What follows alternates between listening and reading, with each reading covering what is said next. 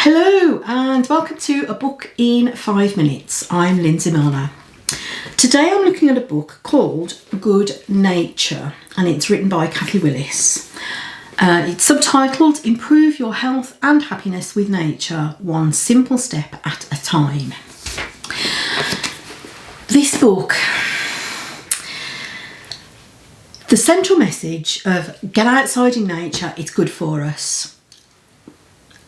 I'm on board with that. I don't really need to be convinced of that. And if you agree, then great, that you don't need to read this book.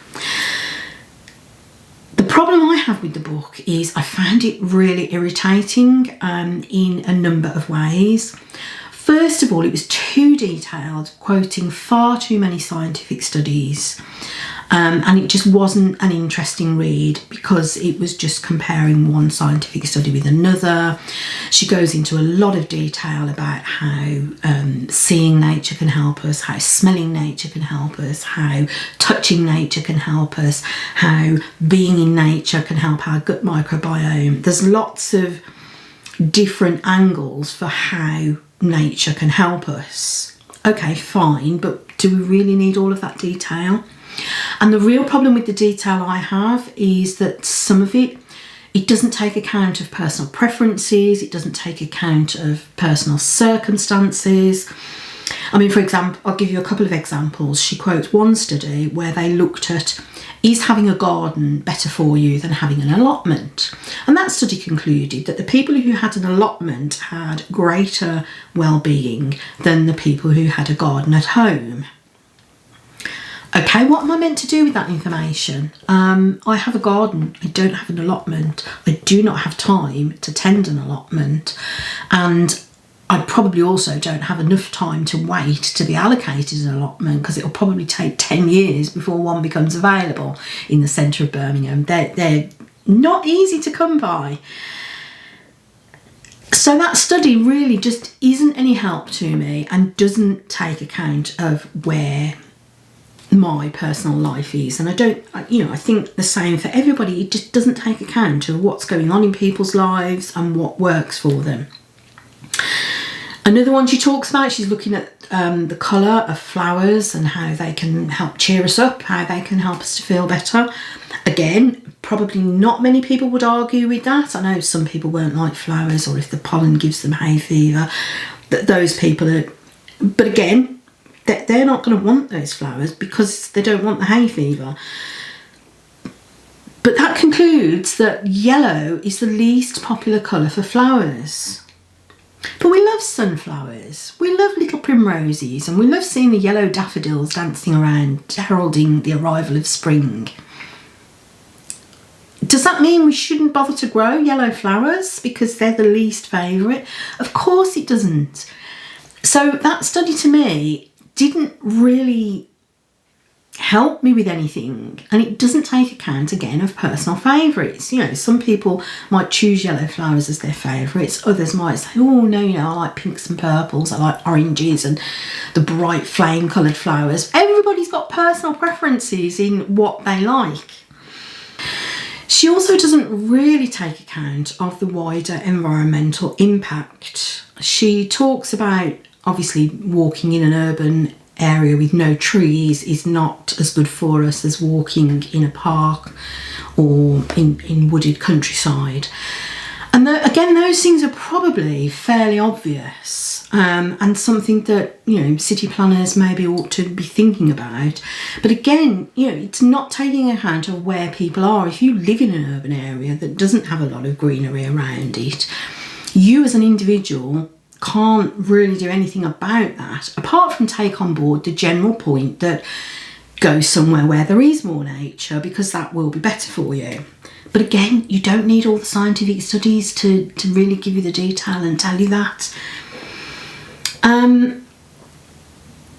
A final point that irritated me is she's subtitled it One Simple Step at a Time, but there are no simple steps in there. There's no action plan. I feel like she missed an opportunity with her last chapter where she's talking about health practitioners prescribing getting out in nature for people, and that is starting to happen in this country, but that might not be what people need. People might not be suffering so much with their mental health that they need a nature prescription. They might just want to improve their own personal well-being.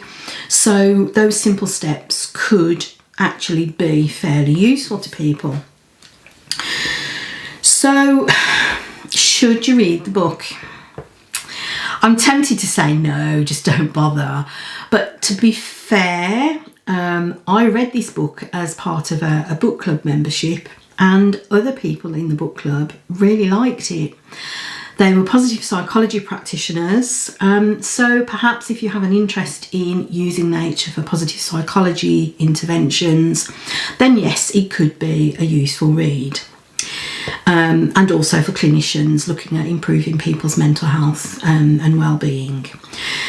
Planners and architects, I mean, I think there's something in there for them, but I also feel that they would probably just read the scientific papers. And obviously it takes a long time before public policy catches up with the science. For the general reader, I would say, unless you really are interested in comparing different scientific studies, I would say it is not worth your time. I'm going to read you just at the conclusion to one of her chapters where she talks about, I find it particularly reassuring that there are meta-analyses, many of which have been cited in this book. They have many. That they are assessing the data from literally hundreds of studies involving thousands of participants. And yet all are showing the same thing. Being outdoors in nature for at least 20 minutes, 3 or 4 times a week, provides a whole host of health benefits to young and old, healthy and unhealthy, in both long-term and short-term. So I think that as a conclusion and an action step is actually brilliant and probably all you need to know. She then does ruin it for me by saying no more excuses. Gardening is something that we should definitely timetable into our busy lives. Obviously, gardening is just one way, and it's not the only way we can timetable the 20 minutes 3 or 4 times a week of being in nature. So that's my conclusion. Unless you've got a specific, particular reason to read this book, I would not bother. It is called Good Nature by Cathy Willis, who's Professor of Biodiversity at the University of Oxford. Instead of reading the book, just get out in nature, go and spend that 20 minutes outside in your garden if you have one, or walking in the park, or take yourself for a day out. That will do you so much more good than spending time reading this book. I'm Lindsay Milner, that's this week's book in 5 minutes. I will see you next time. If you want more content like this, don't forget to subscribe, don't forget to give this video a like, and look forward to seeing some comments. Bye for now.